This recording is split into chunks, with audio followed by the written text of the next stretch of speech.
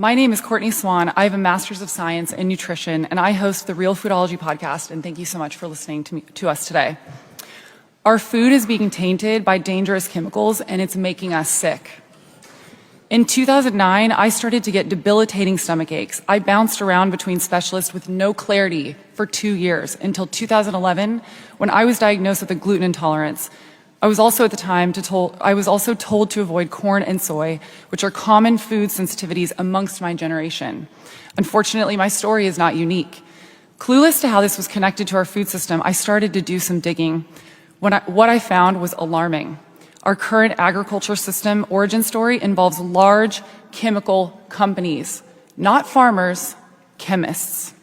85% of the food that you are consuming started from a patented seed sold by a chemical corporation that was responsible for creating Agent Orange in the Vietnam War. Why are chemical companies feeding America? Corn, soy, and wheat are not only the most common allergens, but are among the most heavily pesticide-sprayed crops today. In 1974, the US started spraying our crops with an herbicide called glyphosate. And in the early 1990s, we began to see the release of genetically modified foods into our food supply.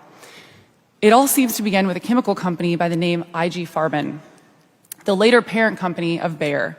Farben provided the chemicals used in Nazi nerve agents and gas chambers. Years later, a second chemical company, Monsanto, joined the war industry with the production of Agent Orange, a toxin used during the Vietnam War. When the wars ended, these companies needed a market for their chemicals. So they pivoted to killing bugs and pests on American farmlands. Monsanto began marketing glyphosate with the catchy name Roundup. They claimed that these chemicals were harmless and that they safeguarded our crops from pests. So farmers started spraying these supposedly safe chemicals on our farmland. They solved the bug problem, but they also killed the crops. Monsanto offered a solution with the creation of genetically modified, otherwise known as GMO crops, that resisted the glyphosate in the Roundup that they were spraying. These Roundup-ready crops allow farmers to spray entire fields with glyphosate to kill off pests without harming the plants. But our food is left covered in toxic chemical residue that doesn't wash, dry, or cook off.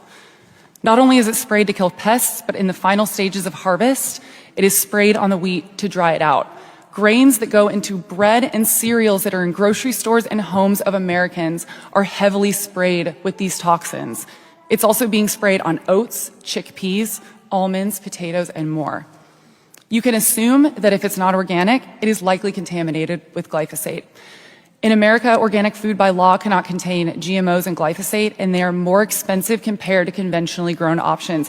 Americans are being forced to pay more for food that isn't poisoned.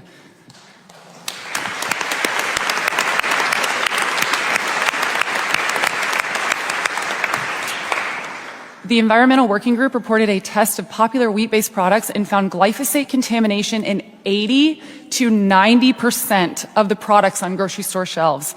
Popular foods like Cheerios, Goldfish, chickpea pasta like Bonza, Nature Valley bars were found to have concerning levels of glyphosate. If that is not alarming enough, glyphosate is produced by and distributed from China. In 2018, Bayer bought Monsanto. They currently have patented soybeans, corn, canola, and sugar beets, and they are the largest distributor of GMO corn and soybean seeds. Americans deserve a straight answer. Why does an agrochemical company own where our food comes from? Currently, 85 to 100% of corn and soy crops in the US are genetically modified. 80% of GMOs are engineered to withstand glyphosate. And a staggering 280 million pounds of glyphosate are sprayed on American crops annually. We are eating this Roundup-ready corn, but unlike GMO crops, humans are not Roundup-ready. We are not resistant to these toxins, and it's causing neurological damage, endocrine disruption. It's harming our reproductive health, and it's affecting fetal development. Glyphosate is classified as a carcinogen by the World Health Organization's International Agency for Research on Cancer. It is also suspected to contribute towards the rise in celiac disease and gluten sensitivities. They're finding glyphosate in human breast milk, placentas, our organs, and even sperm. It's also being found in our rain and our drinking water. Until January of 2022, many companies made efforts to obscure the presence of GMOs and pesticides in food products from American consumers. It was only then that legislation came into effect mandating that these companies disclose such ingredients with a straightforward label stating made with bioengineered ingredients, but it's very small on the package. Meanwhile, glyphosate still isn't labeled on our food.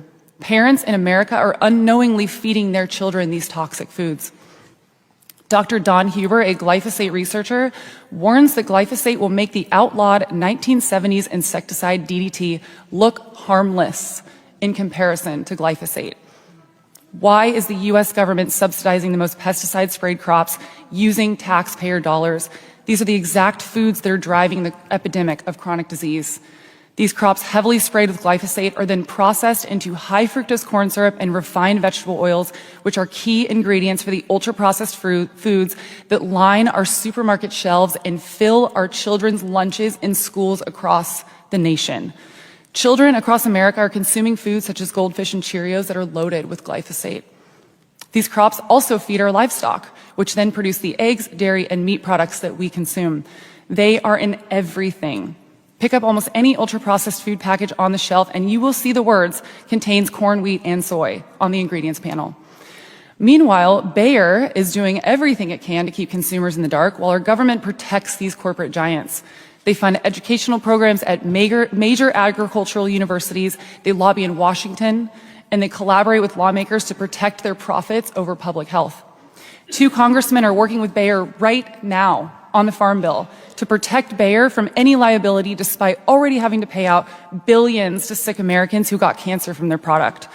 They know that their product is harming people. Chronic illnesses are on the rise and half of our population is obese. This is a national security issue. 77% of young Americans are ineligible for military service. We have industrialized our food at the expense of our health, prioritizing profits over people to the point where our bodies can no longer cope with this chemical assault. We must stop subsidizing the foods that make us sick. We must prioritize people over profit. This isn't just about policy, it's about survival. Let's create a future where our food system is designed to nourish us and not destroy us. Thank you.